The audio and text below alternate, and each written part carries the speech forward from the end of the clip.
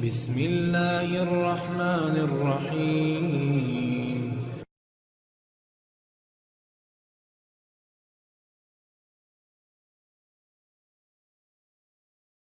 وعلیکم السلام ورحمۃ اللہ وبرکاتہ۔ عبد الرحمن قادری گوالیار شریف، آپ کا سوال ہے حضرت پیری مریدی کیا ہے؟ کیا بیعت ہونا ضروری ہے؟ ڈیٹیل میں بتائیں۔ دیکھیے ایسا ہے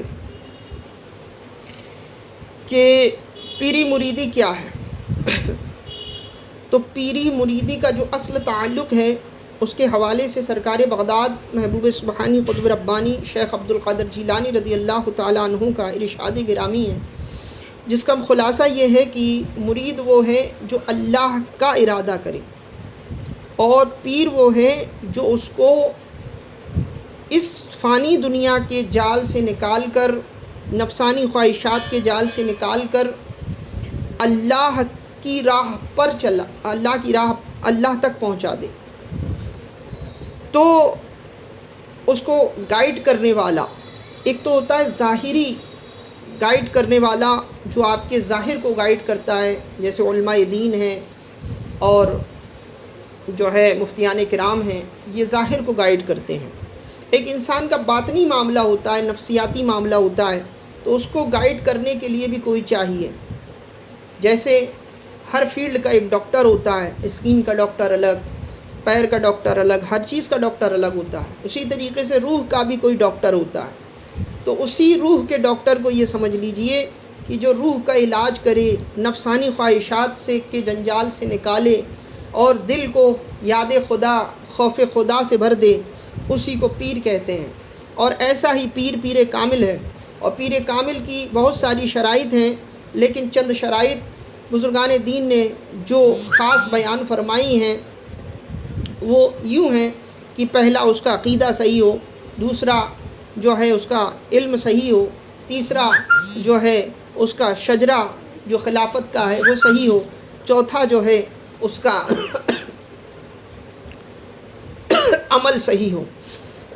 تو لہٰذا جس کے اندر یہ چاروں صفاتیں موجود ہیں، تلاش کریں کہ اس کا عقیدہ اہل سنت والجماعت کے سچے عقیدے پر ہو، مسلک اعلیٰ حضرت کا پابند ہو۔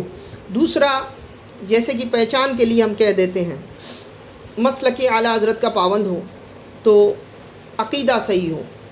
دوسرا جو ہے علم صحیح ہو، یعنی اتنا علم رکھتا ہو کہ اپنے اور مریدین کے مسائل کو، دینی مسائل کو حل کر سکے، کہ جب پیر ہی جاہل ہوگا، لا علم ہوگا، تو جہالت اندھیرا ہے، تو وہ مرید کو کیا روشنی میں لے جائے گا۔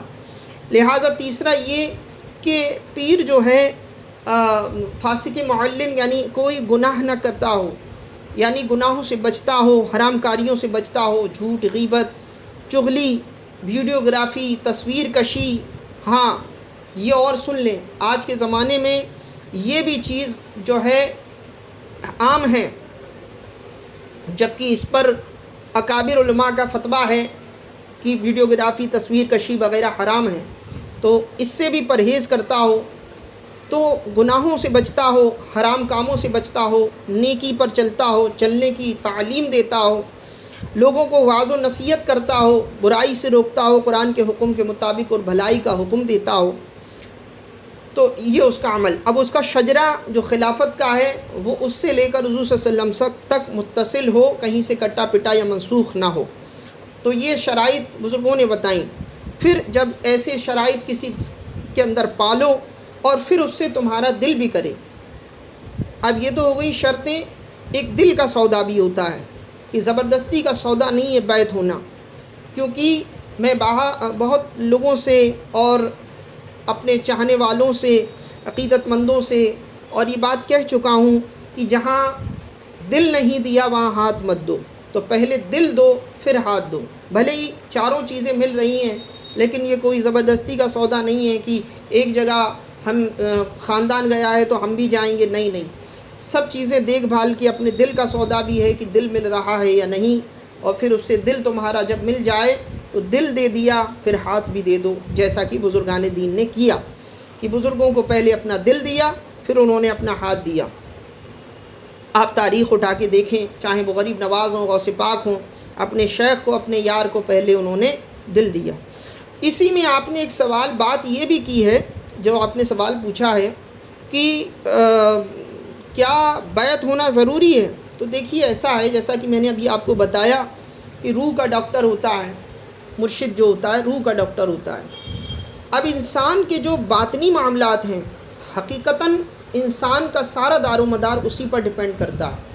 جیسا کہ حضور غوث پاک غالباً غنیت الطالبین کے اندر ارشاد فرماتے ہیں کہ آپ کا ارشاد گرامی ہے جس کا خلاصہ یوں ہے کہ ایک مرتبہ دل سے اللہ اللہ کہنا 1000 مرتبہ زبان سے اللہ اللہ کہنے سے زیادہ افضل ہے۔ کیوں؟ کیونکہ زبان جو ہوتی ہے، جیسے ہاتھ ہیں، پیر ہیں، آنکھیں ہیں، یہ جتنی بھی ظاہر ہمیں دکھ رہا ہے ہماری باڈی کا، یہ سب ظاہری اسٹرکچر جسے کہتے ہیں، ڈھانچہ جسے کہتے ہیں، وہ آلہ ہے۔ آلہ یعنی سامان ہے، کس کا؟ روح کا۔ آنکھ کے کھڑکی سے روح دیکھتی ہے، زبان سے روح بولتی ہے، کان سے روح سنتی ہے، دل سے دل جو ہے وہ مرکز روح ہے، اور جو ہے اسی طریقے سے جو ہے ناک سے روح سونگھتی ہے۔ تو اصل جو حقیقت ہے وہ روح کی ہے۔ تو شیخ کامل جو ہوتا ہے وہ روح کو سنوارتا ہے، جیسا کہ اللہ وحدہ لا شریک نے قرآن مقدس میں ارشاد فرمایا، یا ایھا الذین آمنوا اتقوا اللہ وابتغوا الیہ وسیلہ، ایمان والوں اللہ سے ڈرو اور سچوں کے ساتھ ہو جاؤ۔ وہ اللہ سے ڈرو اور اللہ کی طرف وسیلہ پکڑو۔ اور دوسری جگہ اسی طریقے سے ارشاد فرمایا اللہ نے، یا ایھا الذین آمنوا اتقوا اللہ وکونوا مع الصادقین، اے ایمان والوں اللہ سے ڈرو اور سچوں کے ساتھ ہو جاؤ۔ تو دونوں جگہ ایمان والوں کو ڈرا کر اللہ رب العزت نے سچوں کے ساتھ ہونے اور وسیلہ پکڑنے کا حکم کیوں دیا؟ یہی وجہ ہے کہ پہلے ایمان کا ذکر کیا، پھر اپنے ڈر کا ذکر کیا۔ تو ایمان جو ہے اصل ہے۔ تو اس سے یہ پتہ چلا کہ بے ایمان اور مشرکین اور اللہ اور اس کے رسول پر ایمان نہ رکھنے والا کافر و مشرکین جو ہے بیعت نہیں ہو سکتا، اور وہ بیعت ہو بھی جائے تو وہ فضول ہے۔ اور اگر ایسا پیر کوئی ہے تو وہ جاہل ہے جو قرآن کی اس بات کو نہ سمجھ سکا۔ تو پہلے تو اللہ نے ایمان کا ذکر کیا، پھر اس کے بعد جو ہے اللہ رب العزت نے ڈرنے کا ذکر کیا۔ تو اللہ سے ڈرنا جو ہے نا وہ تقوی کی نشانی ہے۔ تو جب بندہ ایمان لانے کے بعد تقوی اختیار کرتا ہے تو اب اس تقوی کو محفوظ رکھنے کے لیے، بچانے کے لیے اللہ رب العزت نے یہ اشارہ کر دیا کہ تم مجھ پر ایمان لے آئے، سب بات پر ایمان لے آئے، آخرت پر، اللہ محبوب میرے محبوب پر، تو اب جو ہے یہ اشارہ کر رہا اللہ رب العزت کہ تم نے جب ڈر پیدا کیا تو اب تم جو ہے کسی ایسے شخص کے پاس چلے جاؤ جو تمہاری روح کو گائیڈ کرے، تاکہ اس تمہارے تقوی کی، تمہارے ایمان کی حفاظت ہو جائے۔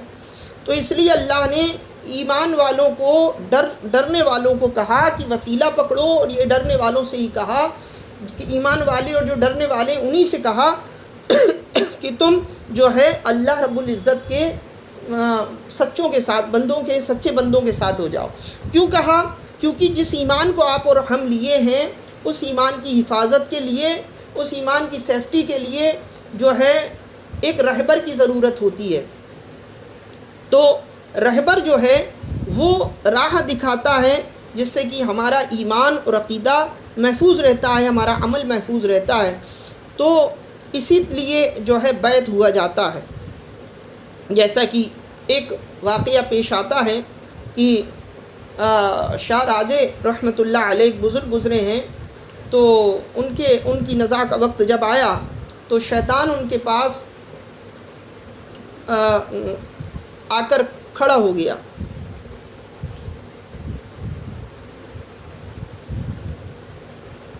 استغفر اللہ، شاہ راجے کے مرید تھے شاید وہ۔ تو بہرحال واقعہ یوں ہے کہ وہ اس بزرگ کے انتقال کا وقت آیا تو شیطان ان کے پاس آ کے کھڑا ہو گیا۔ انہوں نے اپنی ساری زندگی بہت مناظرے کیے، مناظرے اہل سنت تھے، وہ مناظرے کرتے تھے غیروں سے اور جیتتے بھی تھے الحمدللہ۔ بہت بڑے عالم دین تھے، بہت بڑے عالم دین تھے۔ تو جب ان کے انتقال کا وقت آیا تو جو ہے شیطان ان کے پاس آ گیا جاکنی کے وقت. یہ بہت امپورٹنٹ وقت ہوتا ہے. اسی وقت جو ہے ایمان اور کفر کا جو ہے بہت بڑا امتحان ہوتا ہے. تو شیطان آ کر کھڑا ہو گیا. اس نے کہا کہ تم نے ساری زندگی مناظرے کیے، تم جیتے، اچھا مجھے ایک بات کا جواب دو. وہ سوال اس نے یہ کیا کہ یہ بتاؤ کیا تم اللہ کو ایک مانتے ہو؟ تو اس بزرگ نے فرمایا کہ بے شک اللہ ایک ہے. تو پھر شیطان نے کہا دلیل دو. اب دیکھیے کیسے پیر کی نسبت کام آتی ہے. رہبر کس لیے اللہ رب العزت نے فرمایا، اب آپ کو سمجھ میں آ جائے گا. تو کہا کہ دلیل دو. تو انہوں نے فرمایا کہ انہوں نے 365 تقریباً دلیل دی. بعض روایت میں 360 یا 365 دلیل آپ نے پیش کی. اب سوچئے ذرا کہ جاکنی کے وقت میں انسان لفظ نہیں نکال پاتا اتنے، اور اس وقت انہوں نے قرآن و حدیث سے تقریباً 360 یا 365 دلیلیں دے دیں. آپ سوچئے کتنا بڑا عالم ہوگا. اس کے باوجود بھی شیطان جو ہے اپنے مکر سے باز نہ آیا اور ان سے اور دلیلیں مانگی.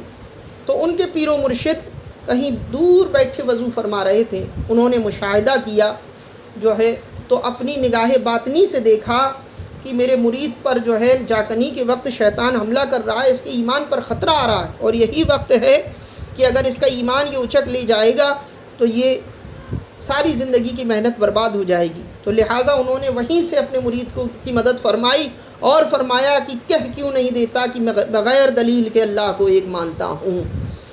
کیوں؟ اب دیکھیے آپ کہ پیر کی نسبت کس طرح کام آتی ہے. تو ایک روحانی مدد ہوتی ہے. جیسے اب یوں سمجھ لیجئے کہ ایک پالتو کتا ہوتا ہے، ایک فالتو کتا ہوتا ہے. جب کسی کا پٹا اس کے گلے میں ڈل جاتا ہے تو کہتے ہیں یہ پالتو ہے کسی کا. تو انسان اگر وہ کوئی نقصان کر دے تو سوچتا ہے کہ نہیں اس کے مالک سے کہیں گے، پھر جا کے اس کو جو ہے سزا وغیرہ دیں گے، یوں مار دیں گے تو اس کا مالک ہم سے ناراض ہو جائے گا. اسی طریقے سے جو ہے ایک ہوتا ہے فالتو کتا. اگر وہ کوئی بات کرتا ہے تو کوئی بھی اس کو راہ چلتا، کوئی بھی کیسے بھی اس کی کوئی قدر نہیں، کوئی بھی ٹھوک دیتا ہے.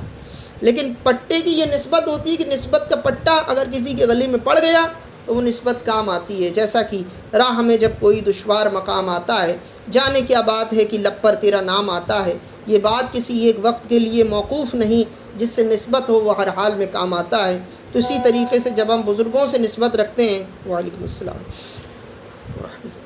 تو بزرگوں کی نسبتیں کام آتی ہیں. لہٰذا اگر کوئی شخص کو پیر کامل نہ ملے تو قرآن و حدیث اس کے لیے کافی ہے، اور جو ہے اہل سنت کے سچے عقیدے پر قائم رہے، علماء کی صحبت اختیار کرے، کیونکہ پیر مرید ہونا کوئی فرض و واجب نہیں ہے.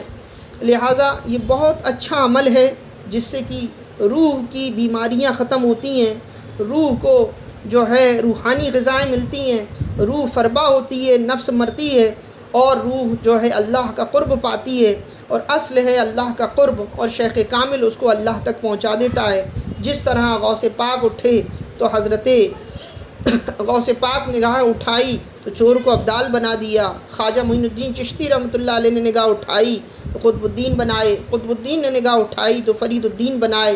بشرط یہ ہے کہ مرید کی نسبت جو ہے اللہ اور اس کے رسول کو پانا ہو، دنیا بھی غرض نہ ہو کہ بیمار ہوں اچھا ہو جاؤں، یا بھی بچے اچھے رہیں، پیسوں 1 کروڑ کی چوتھائی مل جائے، یہ مقصود نہ ہو. اس کا صرف اللہ مقصود ہو تو پھر وہ اس حقیقت تک بھی پہنچتا ہے.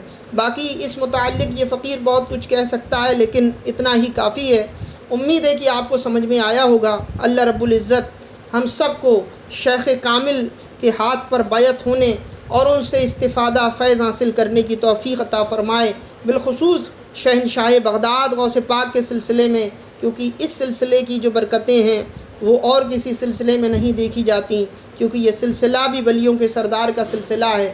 جیسے حضور کی امت کو تمام امتوں پر فضیلت ہے، اسی طریقے سے غوث پاک کے مریدوں کو تمام مشائخین عظام کے مریدوں پر فضیلت ہے. کیونکہ جس طرح حضور تمام نبیوں کے سلطان ہیں، اسی طرح غوث پاک شہنشاہ بغداد تمام ولیوں کے سلطان ہیں. نہ ان کا نبوت اور رسالت میں کوئی ثانی، نہ غوث پاک کا ولایت میں کوئی ثانی. تو لہٰذا غوث پاک کی نسبت سے جڑیں. غوث پاک کی بیعت سلسلے میں بیعت ہونے کے بڑے فوائد ہیں. پہلا تو یہ کہ غوث پاک فرماتے ہیں میرا کوئی مرید بغیر توبہ کیے نہیں مر سکتا، کتنا بڑا فائدہ ہے۔ دوسرا یہ کہ میری نگاہ ہمیشہ لوح محفوظ پر لگی رہتی ہے، اور آپ کے قول کا مفہوم یوں ہے کہ جب میرے مرید کی قسمت میں کچھ غلط ہوتا ہے تو میں اس کو مٹا دیا کرتا ہوں۔ اللہ اکبر، یہ قدرت اللہ رب العزت نے آپ کو بخشی ہے۔ آپ فرماتے ہیں کہ میرا ہاتھ میرے مریدوں پر ایسا ہے جیسے سروں پر آسمان۔ تو لہٰذا غوث پاک شہنشاہ بغداد جسے قبول کرتے ہیں، غوث پاک خود کہتے ہیں جب تک میں نہ چاہوں میرا نام کوئی لے نہیں سکتا۔ تو یہ غوث پاک کے ارشادات ہیں۔ اب بد مذہب نہیں مانتا، الحمدللہ ہم سنی مانتے ہیں اور یقین کامل رکھتے ہیں، تو اس لیے اللہ سب کو پیر کامل نصیب فرمائے۔ اور بہتر یہ ہے کہ پہلے اپنے مرشد کو جو ہے اپنے قرب میں، اپنے قریب میں تلاشیں، کیونکہ پیر سے قربت جتنی ہوگی تبھی تو فیض حاصل کرے گا، ورنہ نسبت ہی نسبت رہ جائے گی، جو روحانی فیض ہے وہ کیسے پائے گا۔ اللہ رب العزت ہم سب کو توفیق دے، پیر کامل عطا فرمائے۔